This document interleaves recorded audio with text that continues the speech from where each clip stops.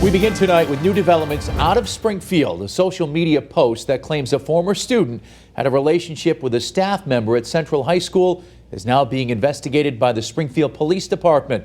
Thanks for joining us, everyone, on this Tuesday. I'm Chris Pisano. And I'm Jordyn Jagolinzer. That young woman who took to social media is now speaking exclusively with Western Mass News reporter Sarah Granelli to explain why she wants people to know about their relationship. Sarah joins us live now with those very details. Sarah?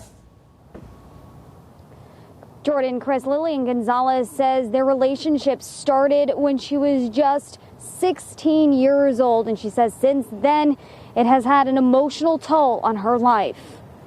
Lillian Gonzalez is detailing a relationship she says she had with a staff member while she went to Central High School in Springfield. It's not okay. That's why I feel like I needed to go public. Gonzalez tells Western Mass News as a freshman, she looked up to that staff member as a father figure. But then a year later, when Gonzalez was a sophomore, she claims that staff member made sexual advances towards her. And then they formed a sexual and emotional relationship. He slapped my butt when I walked out of the locker room, and then he texted me a few days after that. She says they saw each other till she graduated in May of 2020, and then started seeing each other again briefly while she was in college. It's something she now regrets. He always was there at like big events, so all the big events I remember he's in. So it's not like I have my own memories. So on December 10th, Gonzalez says she went to Central High School to tell school officials what happened to her. The school department tells Western Mass News the staff member was relieved of his duties on December 11th. While the school has named the person in question, we are not yet, because he has not been charged. They sent us a quote that reads in part, "The matter has been investigated and the SPS continues to work with authorities as appropriate." In January, Gonzalez took to social media writing about their said relationship. That has since sparked a police investigation. It's obvious it was wrong, but he made it seem like it was okay. Like he reassured me all the time that it was okay.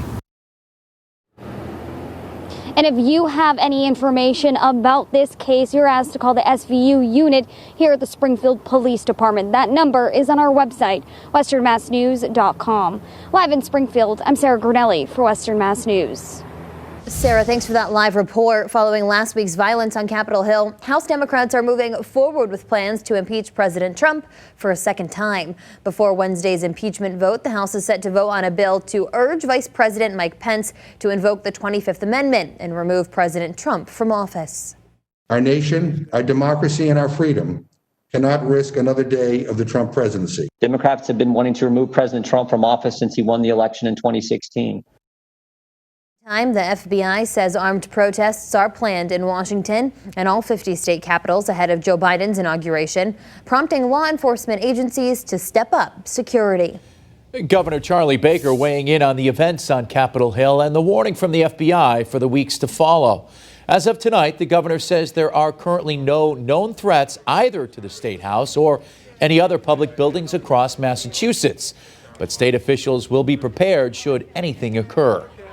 Obviously, there are lots of conversations going on between federal, state, and local law enforcement over the issues that have been raised with respect to this weekend. I can tell you at this point in time, we are not aware of any specific threat that involves anything here in Massachusetts. Meantime, the governor announced plans to use facial recognition to identify Massachusetts residents who attended last week's riots on Capitol Hill. We'll have more on that coming up tonight at 11. Turning now to the latest coronavirus numbers in our state over the last 2 weeks. Today, the Mass Department of Public Health reporting more than 4,900 new cases of COVID-19. That brings the total number of confirmed cases in the state to more than 422,000. More than 90,000 of those are believed to currently be active. And the state also reporting 67 new deaths. The statewide death toll stands just under 13,000. And for more coverage on the coronavirus emergency as it develops, log on to our free Western Mass News streaming app. Temperatures today managed to get back into the middle and even a few upper 30s this afternoon throughout the Pioneer Valley. A little bit colder in the Berkshires today with highs close to freezing. We hit a high of 37 so far in Springfield. Now, cloud cover has been hanging tough throughout the day, but there are some signs here that the clouds are beginning to break up just a little bit. However, an upper level disturbance coming through this evening is going to keep clouds around in general. Might see a few breaks here and there. Our Six Flags sky cam you can still kind of see the overcast here from the Springfield city lights kind of lighting up that low cloud bank. We're at 35 degrees. Breezes have picked up just slightly, so it's feeling more like 20s across the area this evening. Temperatures, though, are still hovering close to freezing. Some are above, some are below, but we will see temperatures overall return into the 20s tonight. Low temperatures tonight should approach lower 20s throughout the Pioneer Valley. We may see some middle to upper 20s again in the Berkshires, just due to more cloud cover and also a lingering light breeze. And then for tomorrow morning, if you're headed out early, you should see some sunshine, but it doesn't look like it's going to stay mostly sunny to partly cloudy throughout the day. Temperatures will gradually warm through the 20s in the morning. Then in the afternoon, we'll have more clouds, but high temperatures approach near 40. Now, we do get milder to end the week, and we are tracking some rain to start the weekends. We'll take a look at your full forecast in just a few minutes. Back to you. Janna, thanks. Easthampton class of 2014 alumni are honoring a classmate who was killed in a car accident this past December. Western Mass News reporter Kaylee Pugliese has the details on their fundraising efforts and how you can help. I'd like to start off by giving a shout out to Sidewalks for keeping me off the streets. Samuel Garcia Jr. was an athlete, a friend, and a light in the community. He lost his life on December 16th after a car accident in Holyoke.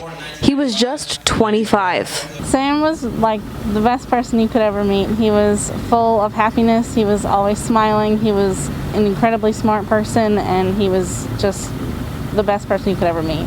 Now his fellow Easthampton High School alumni are working to keep his memory alive and help out his family. Helping to organize a fundraiser, Sarah Sinkowitz was one of Sam's high school classmates. She tells Western Mass News those who knew him wanted to do something, so they decided to sell these bracelets. It says, "In loving memory, Samuel Garcia Jr., 95 to infinity." And the 95 to infinity, it's actually 95 till infinity, is one of his tattoos. He was born in 95. You can buy one of these bracelets for a donation of $5 or more, and all of the proceeds will go to Sam's family. Bracelets can be picked up in Easthampton, or there are delivery opportunities for those near the area. Those hoping to donate but live a little farther away can get them by mail. So far, they've sold about 700 and have more than 1,000 more coming in. His classmates say sales have been so successful because Sam touched so many lives. Sam was, the class clown. He was super nice. He was funny. He was sweet, friends with everyone. He could make all of us smile and laugh. And he was just a really great member of our community. Also helping organize the fundraiser, his classmate Allie Otis. She says figuring out a way to help out his family was a no-brainer. We can't bring Sam back, but we have to do something to honor his legacy. He was such a special, important person. If you're interested in buying a bracelet and donating, head to westernmassnews.com for the link to do so. But for now, reporting for Western Mass News, I'm Kaylee Pugliese.